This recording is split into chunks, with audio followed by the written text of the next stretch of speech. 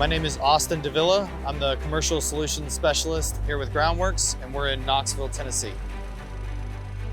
Here they're getting ready to build about a 90,000 square foot storage facility.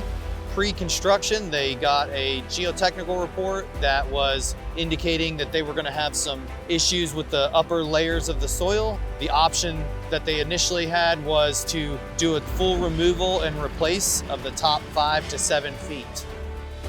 We presented an alternative solution to the geotechnical engineer. We worked together with them and they stamped the project for us to inject on a grid pattern one of the 2-part polyurethane grouts in order to modify the soil and bring the pounds per square foot back up to par so that they do not have to remove all this and it can expedite the building process. As the polymer goes in a liquid, it's seeking out the path of least resistance and it's looking for void spaces underneath it. As that material starts to expand, it's going to shoot through any fissures, any pockets, and as it expands, it'll start pushing up and out so that we get good densification in those areas. Building on a solid foundation on a project like this starts at the ground.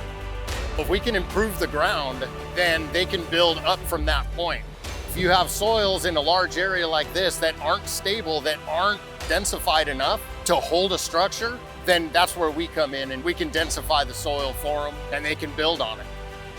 The reason this is good to be proactive is because we're actually doing something to modify this soil before construction.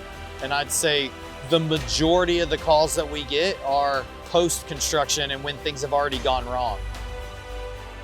What we're doing here, the materials here will never decay, they won't break down, they won't expand and contract or anything like that. This will modify this soil and keep everything stable. Groundworks Commercial understands the soil in this area, and we've engineered this soil to support what's coming next.